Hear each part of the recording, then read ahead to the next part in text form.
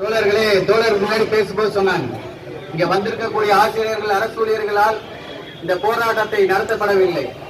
ஆனால் இந்த அரசாங்கம் நமக்கு கொடுத்த தேர்தல் வாக்குறுதியை நிறைவேற்றாத காரணத்தால் நாம் இந்த போராட்டத்துக்கு முன் வந்திருக்கிறோம். வருங்காலங்களிலும் இந்த போராட்டம் தொடரும் என்பதை இந்த அரசுக்கு ஒரு எச்சரிக்கையாகவும் கூறிக்கொள்கிறது. நீங்க பாத்தீங்கன்னா தேர்தல் அறிக்கை ஏற்கனவே நம்ம கொடுத்த தேர்தல் அறிக்கை முழுமையாக இன்னவரையும் பெறவில்லை. ஆனால் இந்த அரசாங்கம் என்ன சொல்லிக் கொண்டிருக்கிறது, 100% நாங்கள் தேர்தல் அறிக்கையை செய்துவிட்டோம் எப்படின்னு பிரச்சாரம் பண்ணிட்டு இருக்காங்க. இன்னைக்கு இருக்க மக்களுக்கும் 100% பண்ணல, அரசு ஊழியர்களுக்கு ஒண்ணுமே பண்ணவில்லை இந்த அரசாங்கம் என்பதையும் நாம் கவனத்தில் கொள்ள வேண்டியிருக்கு.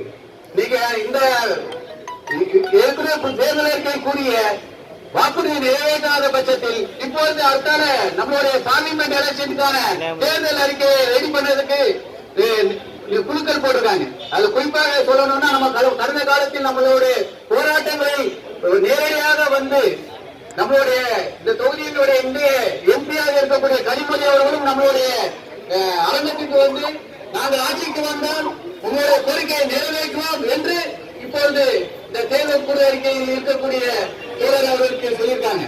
அப்போ அவர்களுக்கும் இதை நினைவூட்ட வேண்டிய சமுதாயத்தில் நம்ம இருக்கிறோம்.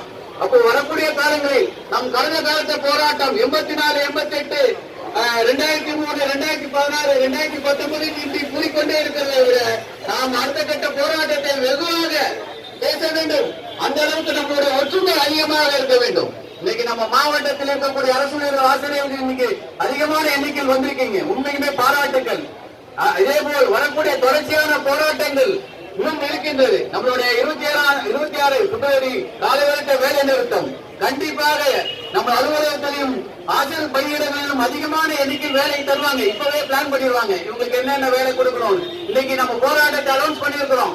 இன்னைக்கு வந்து பாத்தீங்கன்னா மக்களை தேடி முதல்வர் ஒரு பகுதி, இன்னைக்கு ஆசிரியர் அமைப்புக்கான ஒரு மீட்டிங் இப்படி நிறைவேற்றக்கூடிய மாவட்டத்திலும் சரி மாநிலத்தில் இருக்கக்கூடிய ஆட்சியாளர்களும் இதை செய்து கொண்டிருக்கிறார், நிர்வாகமும் இதை செய்து கொண்டிருக்கிறது.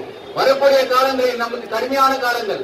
இந்த காலத்தில் நம்மளுடைய கோரிக்கை நிறைவேற்றவில்லை என்றால் எந்த காலத்திலும் நம்மளுடைய கோரிக்கை நிறைவேறாது என்பதையும் நாம் கருத்தில் கொண்டோம். இன்னைக்கு மத்திய அரசாங்கம் நம்மளுடைய எல்லா இடத்துலையும் இன்னைக்கு மத்திய அரசாங்கத்துக்கான ஒரு கோரிக்கையாக இந்த இடத்துல வைக்க வேண்டியிருக்கு. ஏன்னா இன்னைக்கு இந்தியா ஃபுல்லா இருக்கக்கூடிய அரசு ஊழியர்கள், மத்திய அரசு ஊழியர்கள், மாநில அரசு ஊழியர்கள் கடுமையான போராட்டத்தை நடத்தி கொண்டிருக்கிறார்கள். நாம அப்பொழுது அமைதியான முறையில் நம்ம நடத்திட்டு இருக்கோம். இன்னைக்கு 20 வருஷமாக இன்னைக்கு இந்தியாவில் இருக்கக்கூடிய அரசு ஊழியர் ஆசிரியர் முன்னுதாரணமாக நம்ம போராட்டத்தை அந்த காலத்திலிருந்தே நடத்திட்டு இருக்கோம். இன்று வரை நமக்கு எந்த ஒரு பிரச்சனையும் இந்த அரசாங்கம் செய்து கொண்டே இருக்கிறது.